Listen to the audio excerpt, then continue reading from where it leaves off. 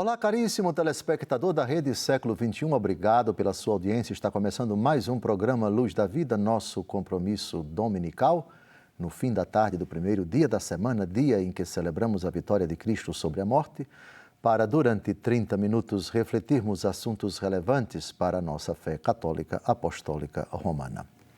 Programa Luz da Vida pela 45ª vez. Se debruça sobre o tema do paraíso, um dos 4 novíssimos, o mais jubiloso, o mais belo e o que nós desejamos em síntese. Novíssimos são as derradeiras realidades que sucederão à nossa breve aventura aqui na Terra. São 4 novíssimos: morte, juízo, inferno e paraíso. Ao tema da morte, 29 programas já estão prontos para você. É só você acessar o nosso portal. Ao tema do juízo, 65 programas. Ao tema do inferno, 28 programas.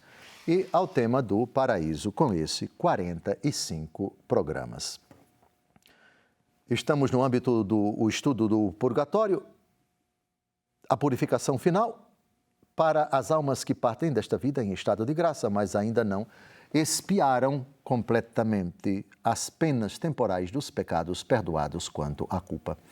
E para isso estamos nos valendo do auxílio de um importante tratado, escrito por uma santa do século XV, Santa Catarina de Gênova, cidade da Itália.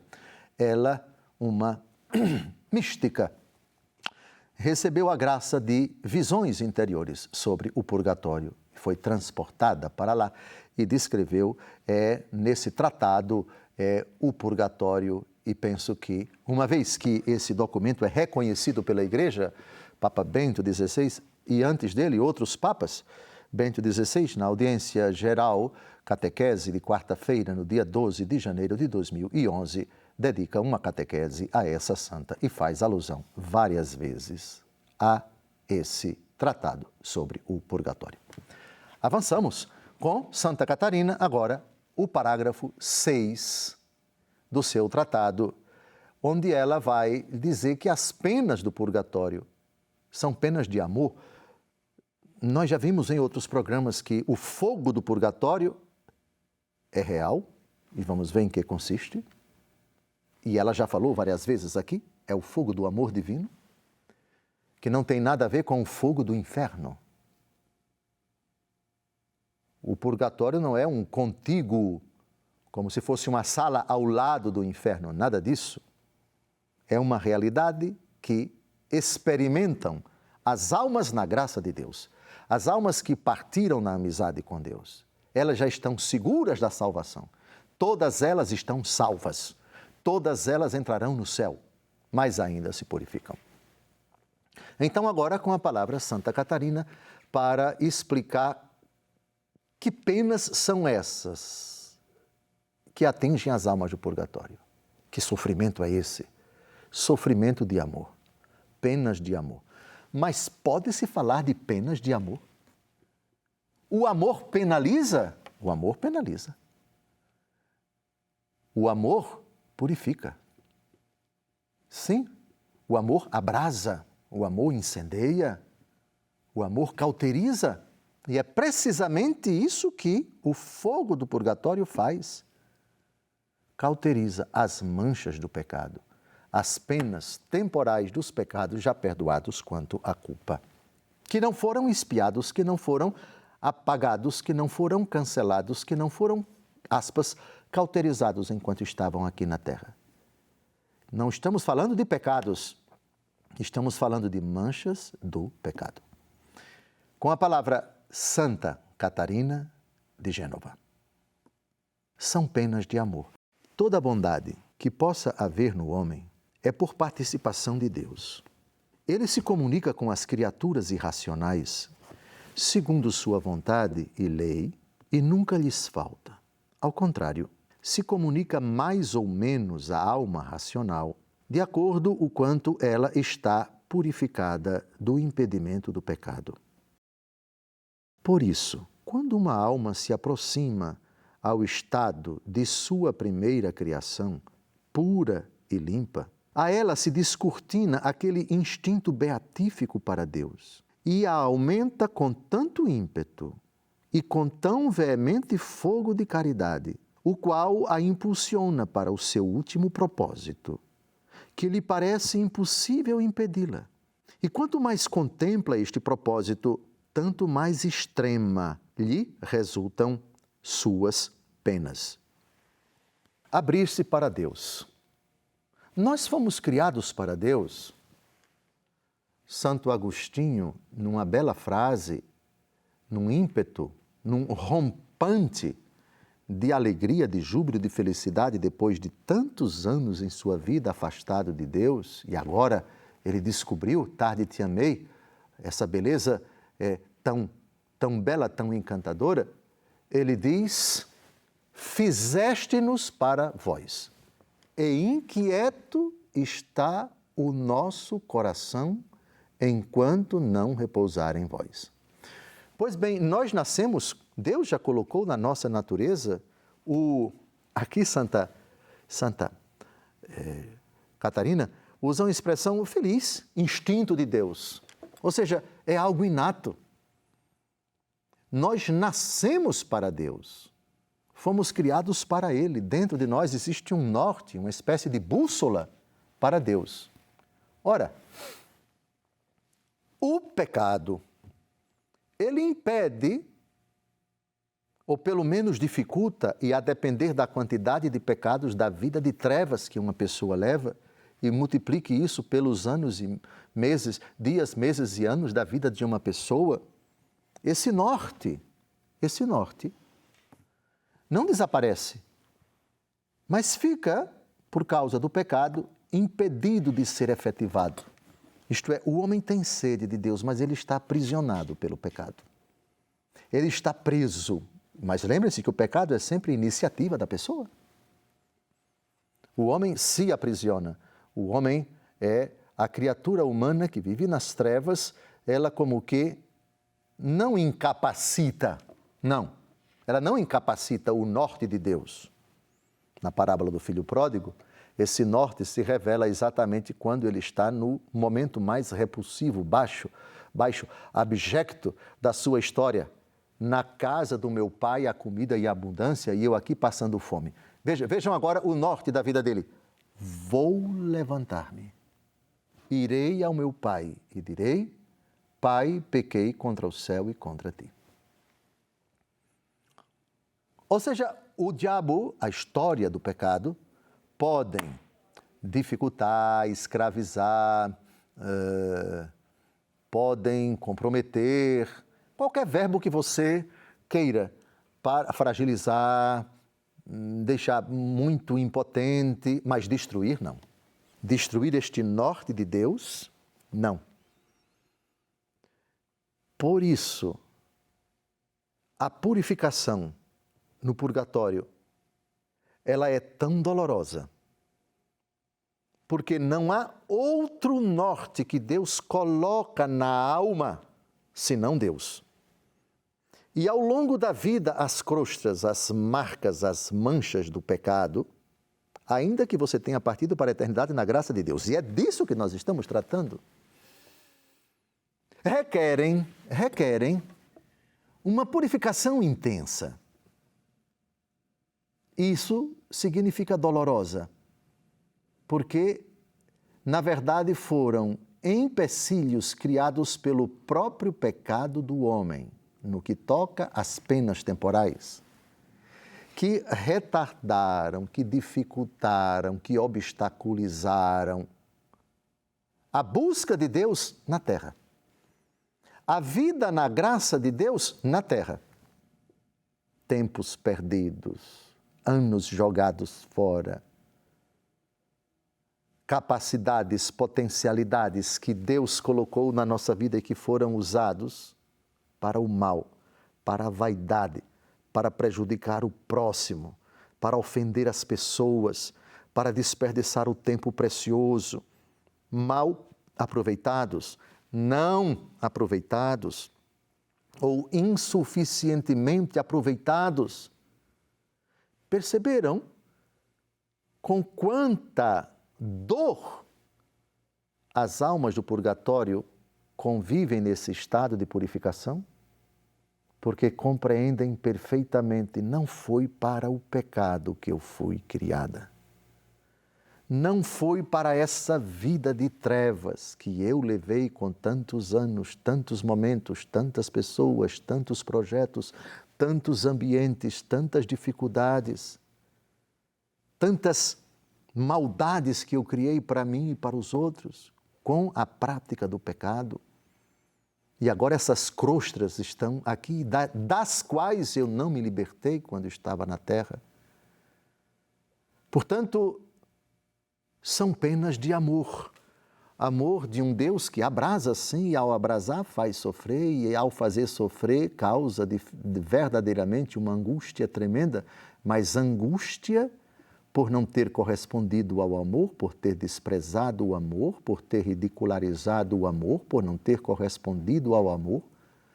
E é um sofrimento que é paradoxal, porque a causa do sofrimento é o amor de Deus que me abrasa. E eu quero esse amor, só que eu não correspondi como deveria na terra e acarretei para mim essas manchas, das quais aqui agora eu ainda não me libertei. Penas de amor. O homem foi criado para ser bom. Deus só faz o bem. Deus não faz o mal. Deus não faz vir à existência uma criatura manchada. A mancha, eu repito, é fruto do pecado do homem. E todas as manchas, ainda que consequências de pecados já cancelados, já absolvidos, já perdoados, mas as manchas perduram. Se aqui na terra tais manchas não foram reparadas, como foram aquelas daquele ladrão que, crucificado do lado de Jesus, mereceu ouvir: hoje estarás comigo no paraíso. Esse sim purificou todas as manchas, certamente com muito sofrimento, com muita dor, nesta terra, e sobretudo com um ato de contrição sincera diante de nosso Senhor. Hoje estarás comigo no paraíso. Mas nem todos têm esse privilégio de partir da eternidade, entrar imediatamente no paraíso sem passar pelo purgatório, e isso é perfeitamente possível.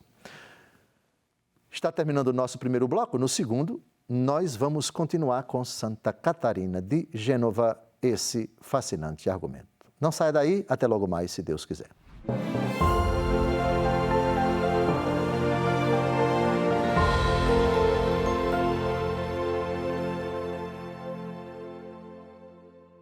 Olá, caríssimo telespectador da Rede Século XXI, obrigado por ter permanecido conosco. Depois desse breve intervalo, está começando o nosso segundo e último bloco do nosso encontro semanal, o programa Luz da Vida, pela 45ª vez tratando do argumento do paraíso.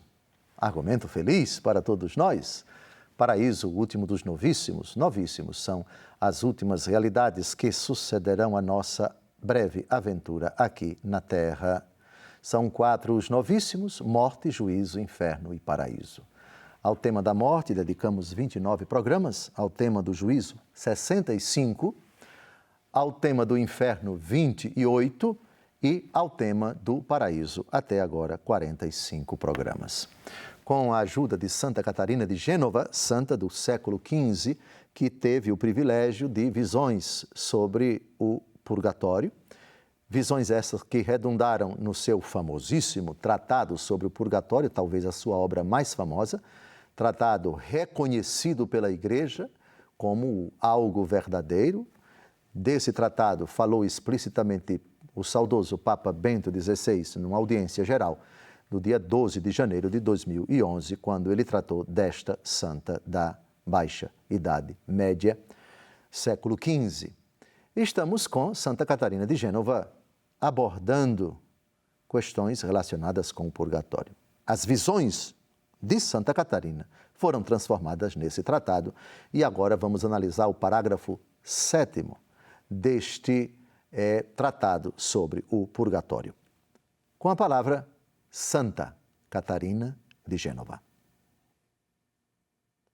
Assim sendo,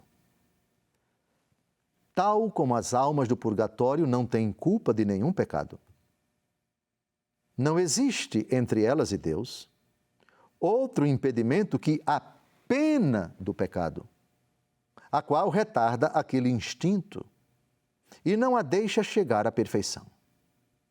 Pois bem, vendo as almas com absoluta certeza o quanto importa até o mínimo dos impedimentos, e o entendendo que por causa deles é necessário retardar com toda a justiça aquele impulso, aqui lhes nasce um fogo tão extremo que vem a ser semelhante ao do inferno, porém sem culpa.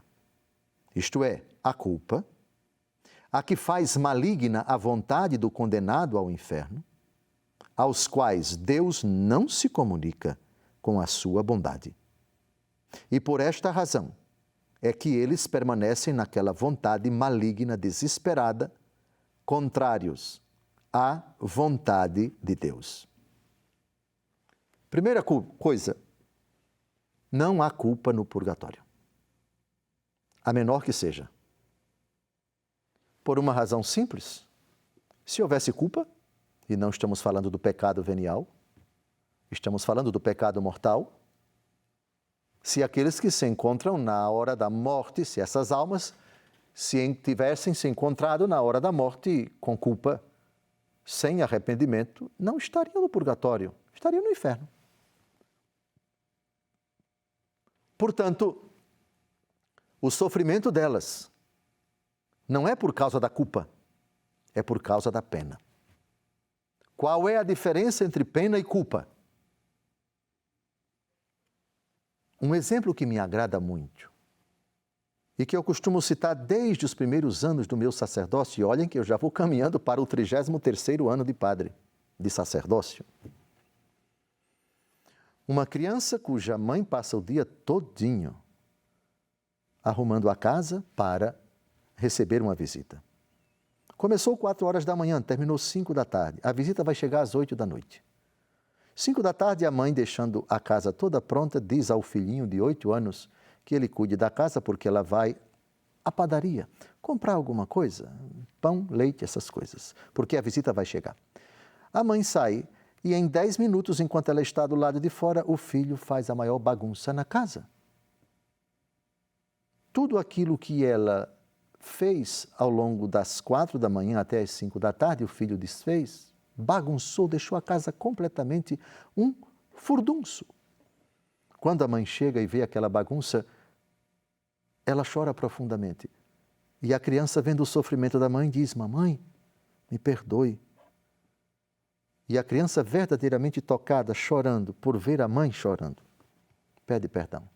A mãe, que ama o filho, o abraça e diz: eu perdoo você. Aí a criança se levanta e diz: obrigado, mamãe, por a senhora ter me perdoado. Agora me dê licença porque eu vou sair e vou brincar com meus colegas lá na rua. A mãe fecha a porta da casa e diz: daqui você não sai. Somente quando você deixar a casa em ordem. A criança não tem mais culpa diante da mãe porque a mãe o perdoou, mas é questão de justiça que ela deixe a casa como ela encontrou. Você daqui não sai, está preso. Quando você deixar a casa em ordem, aí você sai. E a criança começa a reparar o mal que ela cometeu. Ela, não a mãe dela. É vingança da mãe? É justiça. E a criança, vendo os coleguinhas brincar lá na rua, ele não pode sair, porque está aprisionado. Mas é uma prisão de amor, é uma prisão de justiça. A mãe está acompanhando, não está fazendo nada, porque ela não desarrumou, foi ele, é você que tem que reparar. De lá não sairás, até que tenhas pago o último centavo, diz Jesus, em Mateus capítulo 5, versículo 25. Pois bem, o único impedimento para a alma que está no purgatório entrar no céu são essas penas, essa reparação que ela precisa fazer. Como ela não pode merecer, é o amor de Deus quem faz isso. É o amor de Deus quem abrasa essas almas, purificando-as dessas manchas. Não é purificando-as de culpa. Elas não têm culpa de nada. porque já morreram reconciliadas com Deus, partiram para a eternidade, reconciliadas com Deus. Agora elas estão espiando, agora elas estão reparando, agora elas estão se purificando da pena do pecado. Pena que vai retardando esse instinto de Deus, esse desejo de entrar na eternidade. Eu quero logo, mas não posso. E por isso eu sofro. É um sofrimento de dilação, isto é, não pode ser agora. Porque o impedimento para eu entrar no céu, eu criei e trouxe comigo para após a morte.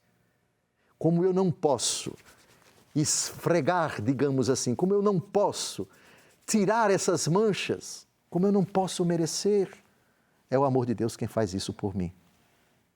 Me abrasando, me envolvendo, me queimando, e isso me causa um sofrimento tremendo. Ao mesmo tempo, ela compreende a mínima coisa que se faça contra o amor de Deus não pode ficar impune. O amor de Deus ofendido não fica impune, nem nessa vida, nem na outra. Ah, mas eu já pedi perdão e fui reconciliado com Deus. Não estamos tratando de reconciliação. Purgatório não é lugar de reconciliação. Porque reconciliação supõe eu era culpado, agora a pessoa a quem eu ofendi não me trata mais como culpado e cancela a minha culpa. Isso já foi feito nesta terra. Purgatório não é lugar de perdão de pecados, mas de purificação das manchas do pecado. Nós sabemos que o pecado venial é pecado, mas no sentido impróprio, porque ele não priva a graça de Deus.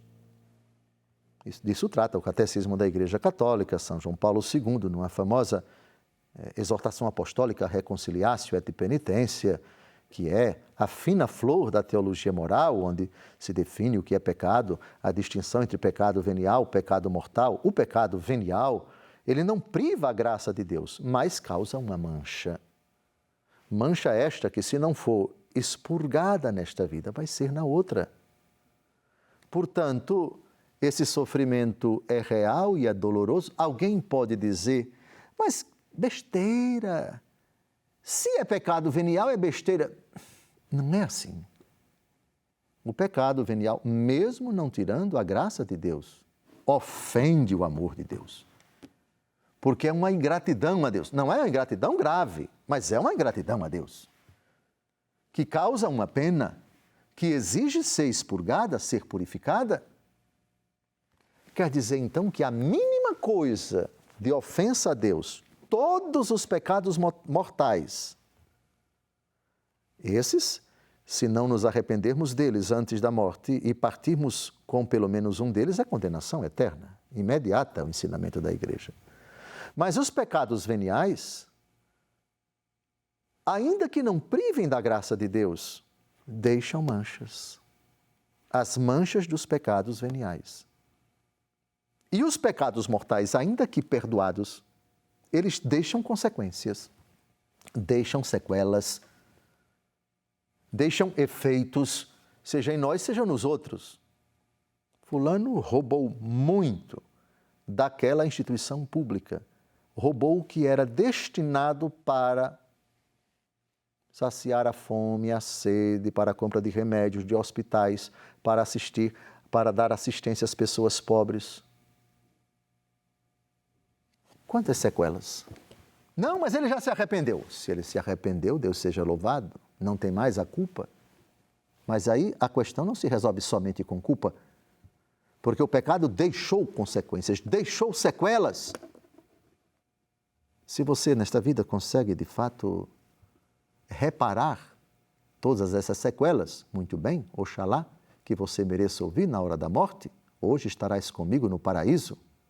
Mas será que todas as pessoas que deixam esta vida reconciliadas com Deus, deixam essa vida não somente reconciliadas com Deus, mas também tendo reparado todos os males cometidos? E quem matou seres humanos? Como trazer as vidas de volta? E quem destruiu famílias e quem assassinou reputações? e quem cometeu consequências tremendas que podem perdurar durante gerações na vida de uma, várias, muitas pessoas. É ou não justo e condizente com o amor de Deus que tais pessoas que deixaram esta vida, ainda que em amizade com Deus, sejam abrasadas pelo fogo do amor de Deus para serem purificadas de todas essas manchas, de todas essas consequências, de todas essas sequelas do pecado. Glórias e louvores a Deus pelo purgatório, que ressalta a grandeza do amor de Deus, extremamente exigente. Com o amor de Deus não se brinca. A mínima sequela, o mínimo efeito do pecado exige, requer que aquela pessoa, ainda que arrependida, seja abrasada, queimada, purificada pelo fogo do amor divino. Está terminando mais um encontro. No próximo, se Deus quiser, continuaremos com Santa Catarina de Gênova a refletir aquilo que ela viu, ela experimentou, sua presença no purgatório. Um grande abraço. Até o próximo domingo, se Deus quiser.